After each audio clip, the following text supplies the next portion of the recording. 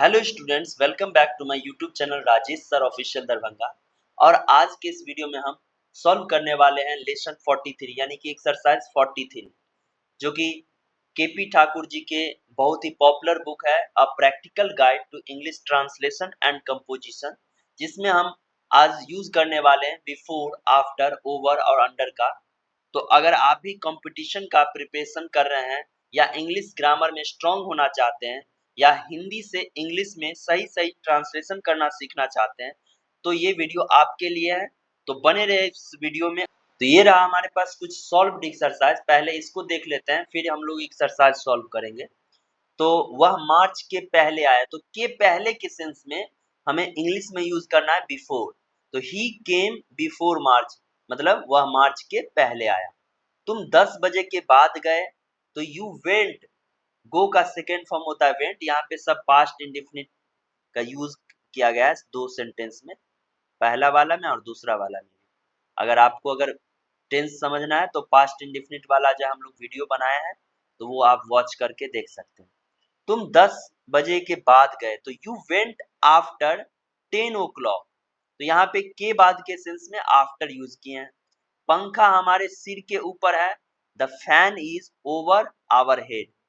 बिल्ली बिछावन के नीचे है, तो the cat is under the bed. Under यहाँ पे के नीचे के सेंस में यूज हुआ है। और ओवर यानी पंखा जो है हमारे सिर से नहीं सटा हुआ है, इसलिए ओवर यूज किया गया है।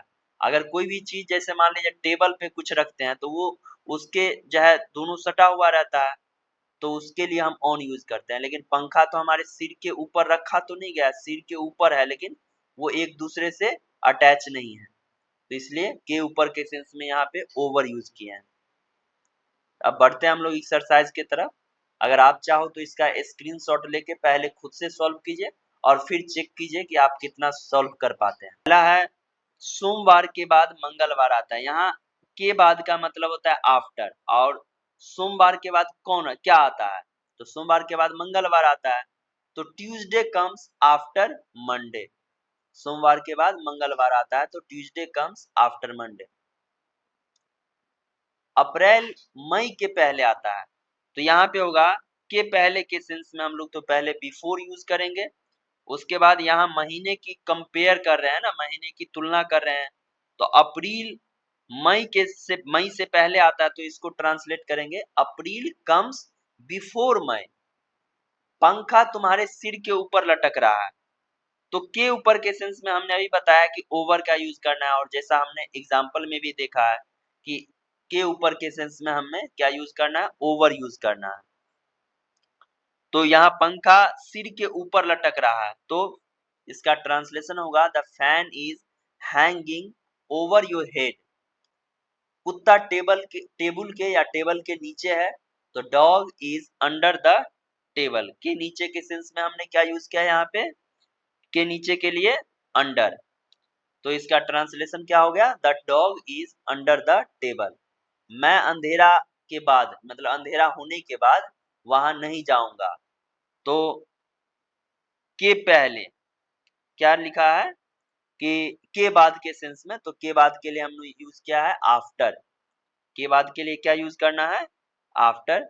तो अंधेरा होने के बाद, तो इसके लिए होगा I will not go there after dark, यानी अंधेरा होने के बाद मैं वहां नहीं जाऊंगा। सभा 5 बजे के पहले शुरू होगी, द मीटिंग विल स्टार्ट। के पहले तो बिफोर यूज करना है, तो the meeting will start before 5 o'clock। अब है वाक्य का कर्ता क्रिया के पहले आता है, तो यह ग्रामर का रूल बता रहा है कि सब्जेक्ट वर्ब से पहले आता है। तो द यहाँ पे होगा the subject of a sentence comes before the verb. मैं नाश्ता के बाद आऊंगा, तो आई विल कम या I will come after breakfast. मैं यह काम छुट्टी के पहले करूंगा, तो I will do this work before the holidays.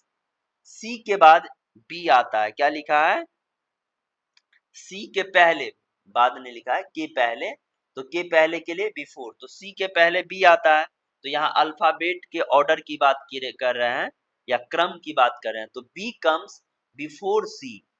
B comes before सी, के पहले के लिए बिफोर। तुम्हारा नाम मेरे नाम के पहले आता है, तो your name comes before my name. यहाँ अल्फाबेटिकल ऑर्डर में नामों की तुलना तुलना किया गया है। उसने हरि को सबके सामने गाली दी, तो यहाँ सामने के सेंस में हमने सॉरी यहाँ पे क्या है, हरि, उसने हरि को सबके सामने गाली दी, तो सामने यहाँ बिफोर एवरीवन के रूप में इस्तेमाल होगा, बिफोर एवरीवन के रूप में इस्तेमाल होगा, और यहाँ पे होगा ही इंसल्टेड हरि बिफोर एवरीवन, के सामने यहाँ पे बिफोर ही यूज होगा, ठीक है। टेबल के ऊपर बल्ब था, there was a bulb over the table, there was a bulb over the table. अब ओवर यहाँ पे यूज हुआ है, तो समझ सकते हैं कि बल्ब तो टेबल के ऊपर नहीं रखा हुआ है, बल्ब तो टंगा होगा सीलिंग में या टेबल से जस्ट ऊपर, जो कि उसके साथ अटैच नहीं है। हम लोग कई पुलों के नीचे से गुजरे, तो we pass under several bridges.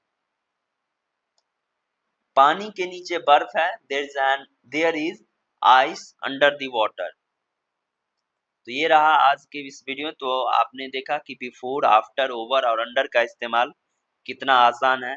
बस सही जगह पर आपको सही प्रेपोजिशंस का यूज करना है। जो भी अभी देखे अंडर, आफ्टर, बिफोर, ये सब प्रेपोजिशन है, और इसका सही सही यूज करना ही जाए, सही यूज कर लिए तो बस बन गया, कोई इसमें कोई प्रॉब्लम नहीं आएगा।